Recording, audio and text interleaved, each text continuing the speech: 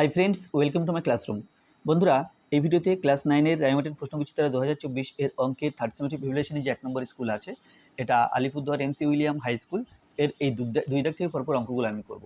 তো এর আগের অঙ্কগুলো এবং এর আগের যে স্কুলগুলো আছে সমস্ত স্কুলের সমস্ত অঙ্কগুলো বিভিন্ন ভিডিও বানিয়ে আমার চ্যানেলে আপলোড করা আছে, তোমরা দেখে না থাকলে অবশ্যই দেখো। তাছাড়া এই ভিডিও ডিসক্রিপশন বক্সে তার লিঙ্কগুলো দেওয়া আছে, সেখান থেকে তোমরা ভিডিওগুলো দেখতে পারো। তাছাড়া শুরুতেই বলবো, আমার চ্যানেল প্রথম হয়ে থাকলে অবশ্যই চ্যানেলটি সাবস্ক্রাইব করো এবং ভিডিওগুলো অবশ্যই তোমার বন্ধুদের সাথে শেয়ার করবে। তো 2-এর এক দিকে আছে একটি দ্রব্যের ক্রয় মূল্য ও বিক্রয় মূল্যের অনুপাত 5:x তাহলে এবং 20% লাভ হলে x এর মান কত?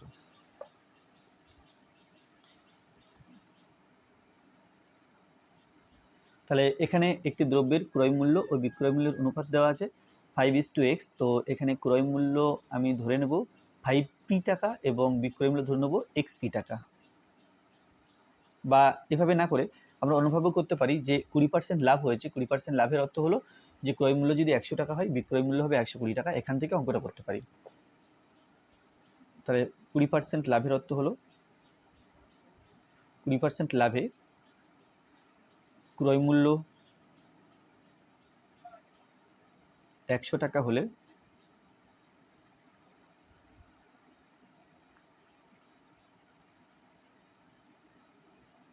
বিক্রয় মূল্য 120 টাকা। তাহলে অতএব ক্রয় মূল্য বিক্রয় মূল্যের অনুপাত, ক্রয় মূল্য ও বিক্রয় মূল্যের অনুপাত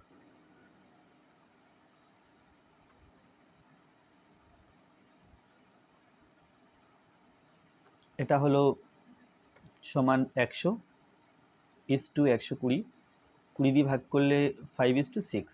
তাহলে এই 5:6 যে অনুপাতটা আছে, আর প্রশ্নে দেওয়া আছে এই অনুপাত 5:x। তাহলে প্রশ্নানুসারে এটা সমান 5:x লিখতে হবে। প্রশ্নানুসারে 5:x সমান 5:6। এই দুটো অনুপাত সমান হওয়ার কথা, কারণ দুটোই ক্রয় মূল্য ও বিক্রয় মূল্যের অনুপাতকে বোঝাচ্ছে। তাহলে 5/x সমান 5/6। এখন বজ্রগুণ করলে পাই 5x সমান 5×6 30। 5x সমান যদি 30 হয়, x সমান হবে 30-এর নিচে 5। x সমান 30/5, কাটাকুটি করলে 6। তাহলে এখানে 6 উত্তর। তাহলে x এর মান 6।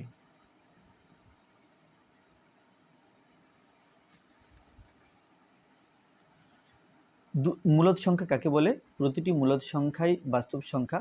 বক্তব্যটি সত্য নাকি মিথ্যা সেটা বলতে হবে। তাহলে এখানে মূলদ সংখ্যা বলতে যে সমস্ত সংখ্যাকে p/q আকারে প্রকাশ করা যায়,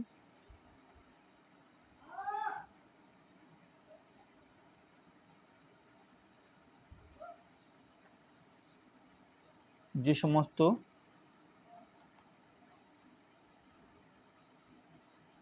সংখ্যাগুলিকে p/q আকারে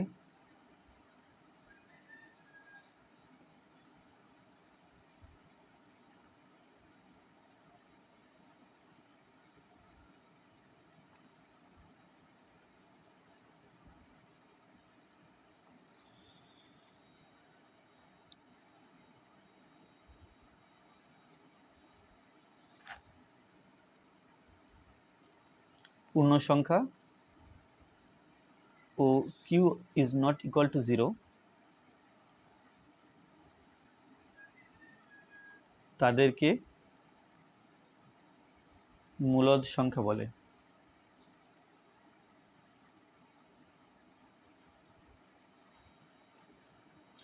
আর পরবর্তী পার্টে যেটা আছে যে প্রতিটি মূলদ সংখ্যাই কি বাস্তব সংখ্যা? হ্যাঁ, প্রতিটি মূলদ সংখ্যাই বাস্তব সংখ্যা। প্রতিটি মূলদ সংখ্যা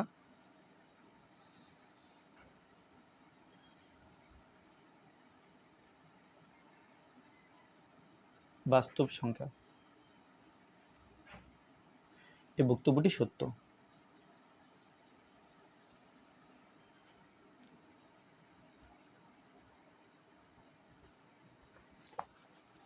তিন জায়গায় আছে মান নির্ণয় করো। তো third bracket, second bracket, first bracket.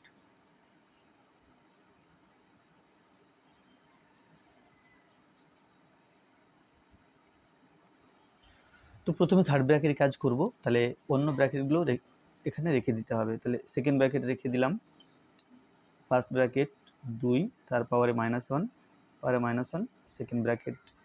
আচ্ছা, তাহলে এই যেহেতু থার্ড ব্র্যাকেট রাখবো না, -1 আর -1 গুণ করতে হবে, যেটা হয়ে গেল +1। এবার থার্ড ব্র্যাকেটে কাজ করব, সেই জন্য ফার্স্ট ব্র্যাকেট রাখছি, 2 এর পাওয়ারে -1 দিলাম, ব্র্যাকেট শেষ করলাম। এখন থার্ড ব্র্যাকেট যেহেতু তুলছি, তাহলে -1 আর +1 গুণ করতে হবে, প্লাসে মাইনাসে -1। এখন 2 এর পাওয়ারে এই -1 এবং -1 গুণ করলে +1, বা 2 টু দি পাওয়ার +1 না দিয়ে 2 টু দি পাওয়ার 1, অর্থাৎ এটা ইজ ইকুয়াল টু 2। 3 দিকে আছে fx সমান 2x + 1, রৈখিক বহুপদী সংখ্যামালা শূন্য কত হবে? তাহলে আমরা fx সমান 0 বসাবো, সেখানে x এর মান যত বেরোবে তাহলে সংখ্যামালাটি শূন্য তত হবে। fx সমান 0 বসিয়ে পাই।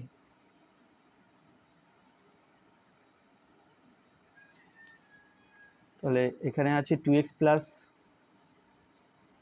3, এটা ইজ ইকুয়াল টু 0, বা 2x সমান 3 প্লাস আছে, এখানে মাইনাস হবে -3, বা x সমান -3 আর 2 দিয়ে ভাগ, তাহলে এটা হলো 0।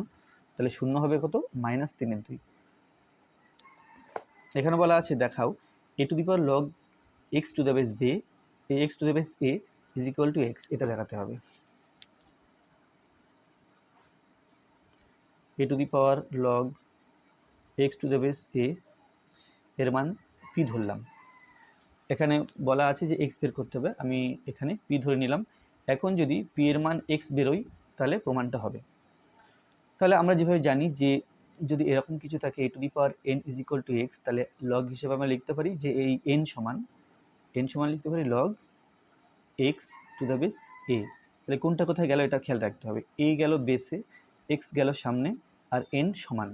তাহলে সেই হিসেবে যদি ধরি এই পাওয়ারে n ছিল, সেটা দিয়ে সমান দিলাম, তাহলে এর পাওয়ারে এই log x to the base a আছে, তাহলে এখানে লিখতে পারি অতএব log x to the base a সমান তারপরে লগ দিয়েছি, এটা যেহেতু পাওয়ারে আছে পাওয়ারটা লিখলাম সমান। আচ্ছা, এখানে সমান x ছিল, xটা সামনে গিয়েছে, তাহলে এই পিটা সামনে যাবে, আর যে এটা বেসে চলে এলো, তাহলে এখানে a আছে বেস, তাহলে এখানে এই বেসে দিলাম। দুই দিকে তুলনা করলে আমরা দেখতে পাচ্ছি log x to the base a log p to the base a, অর্থাৎ x is equal two p, কারণ বেস সমান লগ সমান, তাহলে x সমান p বা p সমান x। তাহলে অতএব এই যে তাহলে এই এর মান p ছিল, p এর মান আবার x বেরিয়েছে, তাহলে এটার মান x, a to the power log x to the base a is equal two x। এটা প্রমাণ করতে বলা হয়েছে, তাহলে প্রমাণিত লিখতে হবে।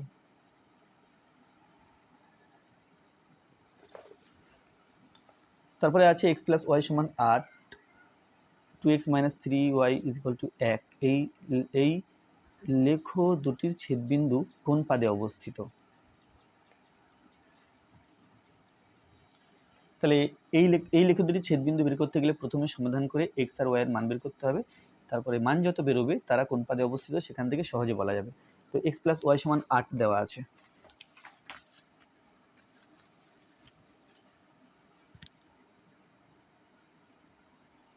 x + y সমান 8, এখান থেকে বলা যায় বা y সমান 8 - x। তো আর একটা সম্পর্ক আছে 2x - 3y সমান 1, এখান থেকে পাবো 2x - 3y, y এর জায়গাটা ফাঁকা রেখেছি, এই মানটা বসাবো, সমান 1। তাহলে 8 - x বসিয়ে দিলাম, তাহলে পেলাম বা 2x - 3 × 24 মাইনাস ওয়ান হচ্ছে প্লাস 3x সমান 1, বা 2x + 3x হয়ে গেল 5x সমান এখানে 1 আর 24 ডান দিকে গেলে প্লাস 24 হবে। তাহলে এখানে হলো 5x সমান 1 + 24, অর্থাৎ এটা 25। এখন x সমান 25 আর এই 5 দিয়ে ভাগ হবে, তাহলে x সমান 25, 5 দিয়ে ভাগ, তো 5 × 5 = 25, তাহলে x এর মান 5 বেরোলো। আর y এর মান আমরা ইজিলি পাবো, কারণ ওয়াই সমান 8 মাইনাস এক্স, এক্সের মান 5, এটা ইজ ইকুয়াল টু 3, অতএব এক্স কমা ওয়াই এটা হবে এক্সের মান 5 আর ওয়াইয়ের মান 3, তাহলে এটা প্রথম পাদে অবস্থিত।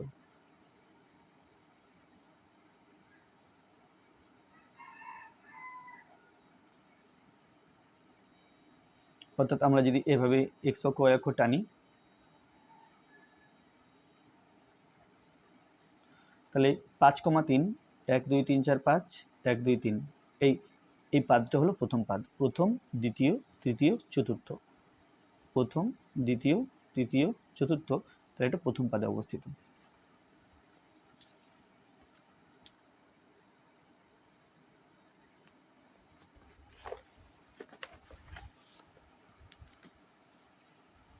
সাথে গেছে এক্স ওয়াই বাস্তব সংখ্যা, এক্স ওয়াই বাস্তব সংখ্যা এবং X minus 5 whole square plus X minus Y whole square সমান 0, এক্স আর ওয়াইয়ের মান কত হবে? তাহলে এখানে X minus 5 whole square plus X minus Y whole square এটা আছে, এটা সমান 0। এখন আমরা জানি যে পূর্ণবর্গ সংখ্যা সবসময় ধনাত্মক হয়, এই পূর্ণবর্গ সংখ্যা এটা ধনাত্মক, অর্থাৎ এর মান মাইনাস কখনো হবে না, এর মান মাইনাস কখনো হবে না। তাহলে দুটো সংখ্যা যোগ করে যখন 0 হচ্ছে, তো 0 যখন হচ্ছে আবার এরা কেউ মাইনাস নয়, সুতরাং সেটা একমাত্র সম্ভব হতে পারে যদি এটাও 0 হয় এবং এটাও 0 হয়। যেমন -5 এর সাথে 5 যোগ করলে 0 হয়ে যায়, তাহলে কি এখানে তাহলে কোনো একটা ধনাত্মক সংখ্যার সাথে ঋণাত্মক সংখ্যা যোগ করলে তবে আমরা 0 পাই, কিন্তু এখানে দেখতে পাচ্ছি এটাও বর্গ এটাও বর্গ, তাহলে এটা মাইনাস হওয়া সম্ভব না, এটা মাইনাস হওয়া সম্ভব নয়। আবার এখানে বলা আছে দুটো যোগ করে নাকি 0 হবে, তাহলে কি, তাহলে এরা প্রত্যেকে আলাদা করে 0, কারণ এরা ধনাত্মকও নয়, আবার এরা ধনাত্মক মান হতে পারে কিন্তু ঋণাত্মক নেই, তাহলে আবার 0 যেহেতু 0-এর সাথে সমান, তাহলে এরা প্রত্যেকে আলাদা করে 0। তো এখানে লিখতে হবে 2 বা তার বেশি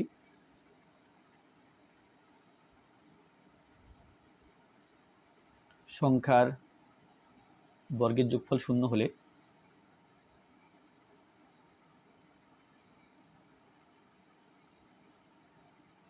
বর্গের যোগফল 0 হলে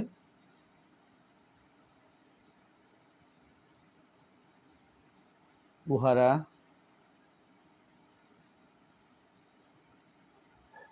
পৃথকভাবে 0 হয়। অতএব x-5 এটা সমান 0, তাহলে এখান থেকে বলা যায় x সমান 5 আর এটা সমান 0 লিখে এখান থেকে বলা যায় y x সমান y, x সমান 5 পেয়েছি, তাহলে x সমান y সমান 5, তাহলে x এর মানও 5 বেরিয়ে গেল আর y এর মানও 5 বেরিয়ে গেল, তাহলে x আর y এর মান এখানে জানতে চাওয়া হয়েছিল, উভয়ের মান 5। 8 দাগে আছে এবিসিডি, এবিসিডি একটি সামান্তরিক ECD বাহুর মধ্যবিন্দু, এবিসি ত্রিভুজের ক্ষেত্রফল 20 বর্গ সেমি হলে AED ত্রিভুজের ক্ষেত্রফল কত হবে? তাহলে প্রথমে আমাকে এবিসিডি সামান্তরিক এঁকে নিতে হবে।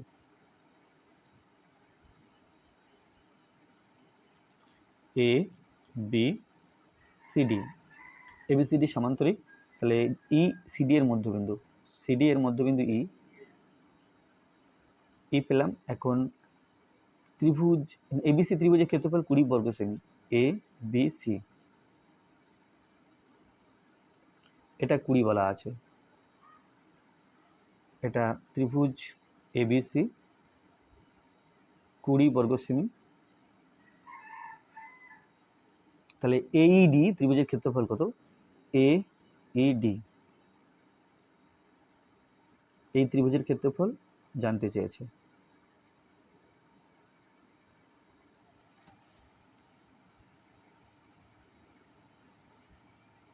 এটা তাহলে আমরা জানি যে কর্ণ কোন সমত্রিকী কর্ণ সমান্তরিককে দুটি সর্বসমত্রিভুজে ভাগ করে, অর্থাৎ এই এই এই পাটের যে ক্ষেত্রফল এই উপরের পাটের একই ক্ষেত্রফল বা দুটি সমান ক্ষেত্রফল বিশিষ্ট ত্রিভুজে ভাগ করে সামুদ্রিক কর্ণ। তাহলে আমরা এখান থেকে বলতে পারি ACD ত্রিভুজ ACD এর ক্ষেত্রফল সমান ত্রিভুজ ABC সমান 20 বর্গ সেমি, সেমি স্কোয়ার দিলাম। তাহলে এর ক্ষেত্রফল 20 বর্গ সেমি। এখন এই হচ্ছে এ সি ডি ত্রিভুজের একটা মধ্যমা, কারণ এটা মধ্যবিন্দু বলা ছিল। এ সি ডি এর মধ্যমা এই, আর আমরা জানি মধ্যমা যে কোনো ত্রিভুজকে সমান ক্ষেত্রফল বিশিষ্ট ত্রিভুজে ভাগ করে। তো তাই যদি হয়, এই যদি হয়, তাহলে এ ইডি এই যে ত্রিভুজটির ক্ষেত্রফল এ সি ডি এর ক্ষেত্রফলের অর্ধেক হবে, অর্থাৎ এই কালো অংশের ক্ষেত্রফল এই যে ওপর পাটটা আছে বড় ত্রিভুজ, এই ত্রিভুজের ক্ষেত্রফলের অর্ধেক হবে। তাহলে ত্রিভুজ এ ই ডি সমান ত্রিভুজ এ সি ডি বাই 2।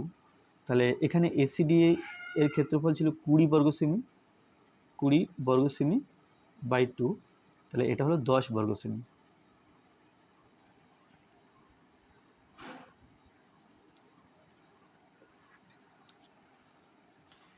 এখানে 9 দাগে আছে এবিসি সমবাহু ত্রিভুজ, এডি মধ্যমা এবং জি ভরকেন্দ্র। ত্রিভুজটি বাহুর দৈর্ঘ্য 3√3 সেন্টিমিটার হলে এজি এর দৈর্ঘ্য কত?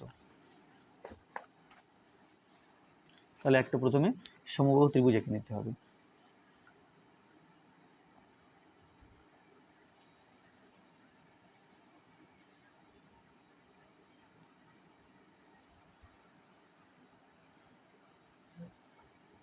এ বি সি, তাহলে এবিসি ত্রিভুজের এডি মধ্যমা, তো এখানে এটা ডি বিন্দু, এটা এডি মধ্যমা হলো জি ভরকেন্দ্র, এটা ভরকেন্দ্র। ত্রিভুজটির বাহুর দৈর্ঘ্য 3√3 সেন্টিমিটার, তাহলে বাহুর দৈর্ঘ্য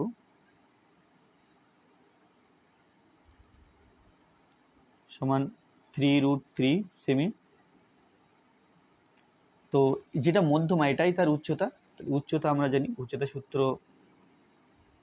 উচ্চতা সমান √3/2 ইন্টু বাহু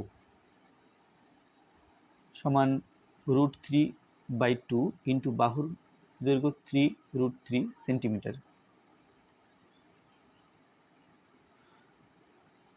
তাহলে এখানে √3 গুণ করলে 3, তার সাথে আবার 3 গুণ, 3 3 9, তাহলে এটা 9/2 সেন্টিমিটার। আচ্ছা, এখন এখানে বের করতে হবে এজি এর দৈর্ঘ্য। এজি এটা আমরা জানি যে ভরকেন্দ্র যেখানে হয়, ভরকেন্দ্র এই যে টোটাল মধ্যমাটিকে দুভাগে ভাগ করে, একটা ভাগ নিচে, এটা যদি 1 হয়, উপর ভাগটা হয় 2, অর্থাৎ এই এজি হলো এডি এর টোটাল 3 ভাগের 2 ভাগ। 3 ভাগের এই 3 ভাগের 2 ভাগ হচ্ছে এজি, আর 1 ভাগ হলো জিডি। তাহলে অতএব এজি সমান 2/3, অর্থাৎ 3 ভাগের 2 ভাগ কার? এডি এর, এডি অর্থাৎ উচ্চতা সমান 2/3 লিখলাম, ইন্টু এডি মানে উচ্চতা, তাহলে উচ্চতা 9/2 পেয়েছি, 9/2 এখানে লিখতে হবে সেমি। 2 2 কেটে দিলাম, 3 3 9, 3 সমান 3 সেমি।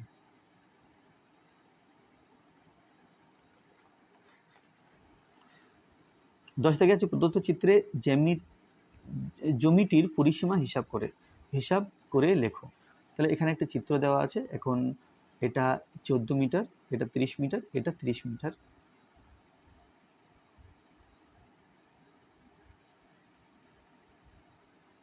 তো ছবিটা আমি আমার খাতায় আঁকি।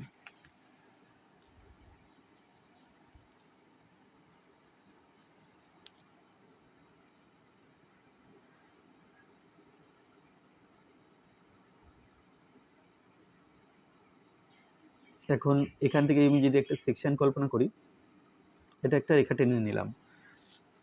তো এটা 14 মিটার বলা আছে, এটা 30 মিটার বলা আছে, এটাও 30 মিটার বলা আছে, আর এটা 14 মিটার।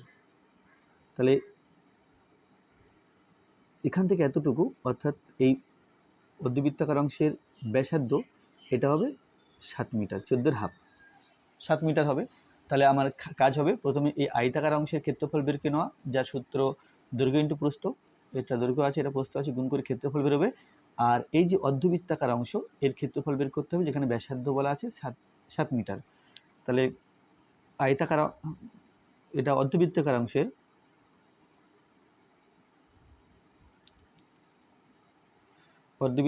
অংশের ব্যাসার্ধ, যেটা কিনা আর দিয়ে লিখি আমরা, এটা হবে 14 হাফ, 14/2 সেমি সমান 7 সেন্টিমিটার। তাহলে ক্ষেত্রফল হবে, বৃত্তের ক্ষেত্রফল আমরা জানি পাই আর স্কোয়ার, তাহলে পাই আর স্কোয়ারই হবে, কিন্তু যেহেতু অর্ধেক তাহলে বাই 2 সমান পায়ের মান 22/7, নিচে যে 2 আছে এটা আমি 1/2 লিখলাম, আর আর স্কোয়ার যেহেতু 7 স্কোয়ার লিখলাম।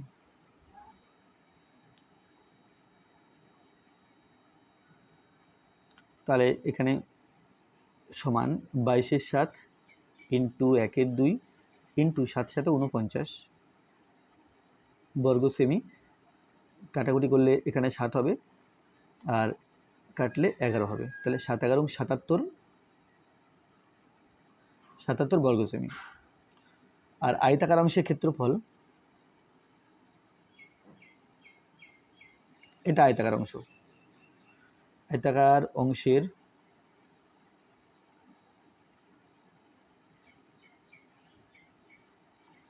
সমান দৈর্ঘ্য ইন্টু প্রস্থ। তো এখানে দৈর্ঘ্য আছে 30 মিটার, তাহলে 30 দিলাম, ইন্টু প্রস্থ আছে 14 মিটার, 14 দিলাম, বর্গ সেমি। 3 14 42, তার ডান দিকে 0 বসিয়ে দাও, তাহলে 420 বর্গ সেমি। এখন যেহেতু মোট ক্ষেত্রফল এখানে চেয়েছে, তাহলে মোট ক্ষেত্রফল লিখে দিই।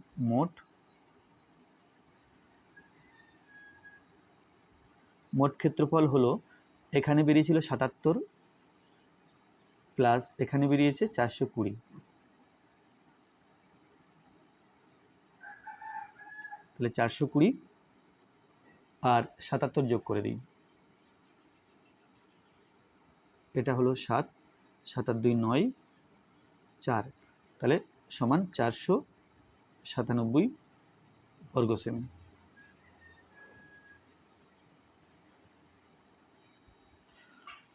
এখানে 11 দাগে আছে 4,3 এবং 5,-4 বিন্দুদ্বয়ের সংযোজক রেখাংশ এক্স অক্ষ দ্বারা কি অনুপাতে বিভক্ত হয় হিসাব করো। তাহলে এক্স অক্ষ দ্বারা, এক্স অক্ষের উপরে আমরা জানি ওয়াই সমান 0 হয়, তাহলে এক্স অক্ষের উপরে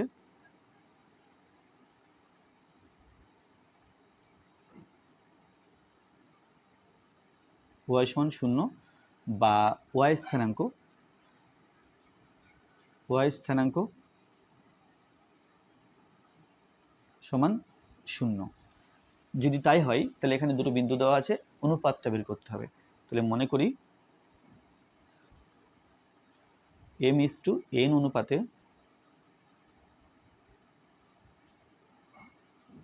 বিভক্ত হয়, ধরে নিলাম। তাহলে এটা আমি ধরে নেব অন্তবিভক্ত।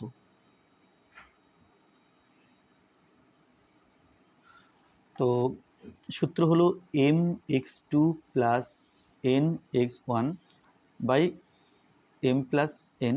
এটা যদি x স্থানাঙ্ক হতো, কিন্তু যেহেতু y স্থানাঙ্ক আমরা বের করতে চাইছি, তাহলে my2 মাইনাস প্লাস ny1 সমান, তাহলে এখানে বিন্দু দুটো ছিল 4,3 আর ছিল 5,-4, তাহলে এখানে এটা y1 3 আর y2 হলো -4, তাহলে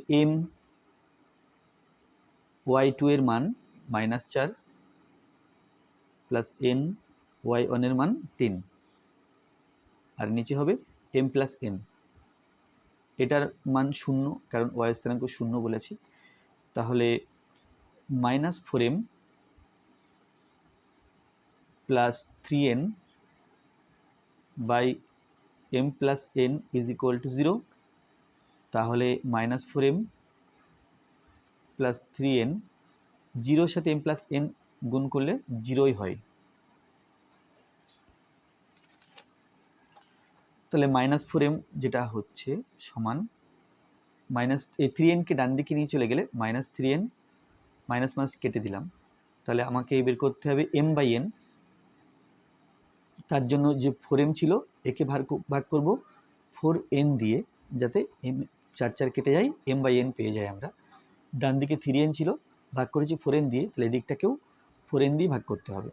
4 কেটে দিলাম, আর এখানে n কেটে দিলাম, তাহলে পেলাম m/n সমান 3/4। অতএব m/n সমান 3:4, তাহলে এটা 3:4 অনুপাতে অন্তর্বিভক্ত হয়। তারপরে 12 দাগে আছে a, 0, 0, b এবং 1, 1 বিন্দু তিনটি সমরেখা হলে এটা এই সম্পর্কটা প্রতিষ্ঠা করতে হবে, দেখাতে হবে। তাহলে কি হলো, সমরেখা হওয়ার শর্ত যেটা আছে x1 * y2 - y3 x2 *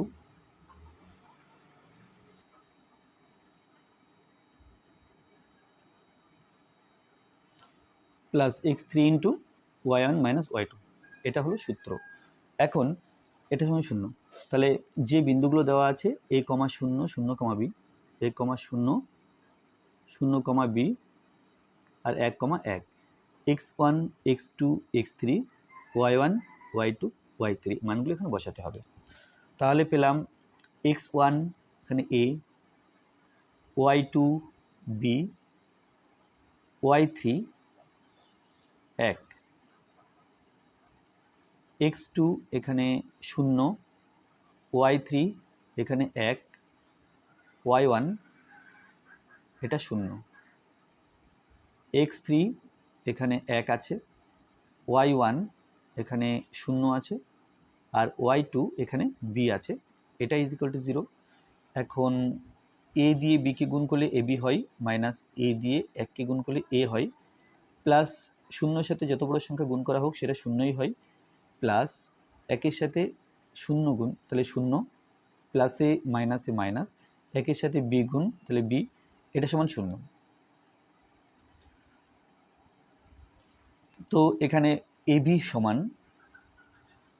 0, 0 বাদ দিলাম, a কে ডান দিকে নিয়ে গেলে প্লাস a হয়ে যাবে, b কে ডান দিকে নিয়ে গেলে প্লাস b হয়ে যাবে। এখন আমাকে আনতে হবে 1/a প্লাস 1/b, তাহলে এক কাজ করি, উভয় দিকে ab দিয়ে ভাগ করে দিই।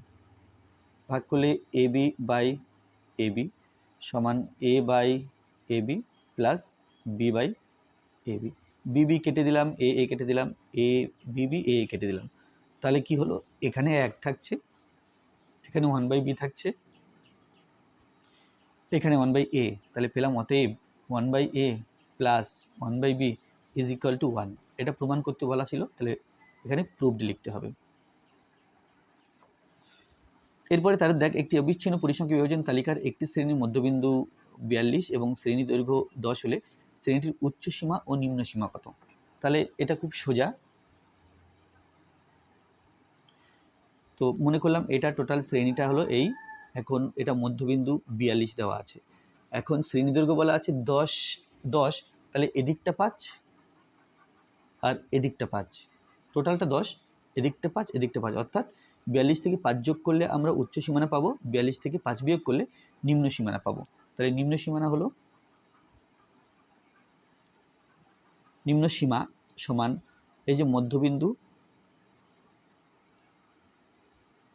মাইনাস শ্রেণী দৈর্ঘ্য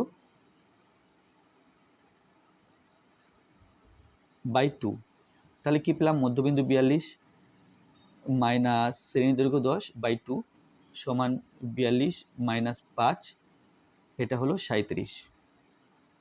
আর উচ্চ সীমা সমান 42 প্লাস 10/2 সমান 42 প্লাস 5 সমান 47, তাহলে এটা পেলাম নিম্ন সীমা, এটা পেলাম উচ্চ সীমা। তো এটা ছিল আজকে ভিডিও লাস্ট অঙ্ক। ভিডিওটি ভালো লাগলে অবশ্যই লাইক করবে, কোনো প্রশ্ন থাকলে কমেন্টে জানাবে, আর আমার চ্যানেলে প্রথম হয়ে থাকলে অবশ্যই চ্যানেলটি সাবস্ক্রাইব করবে এবং ভিডিওগুলো অবশ্যই তোমার বন্ধুদের সাথে শেয়ার করবে। ধন্যবাদ।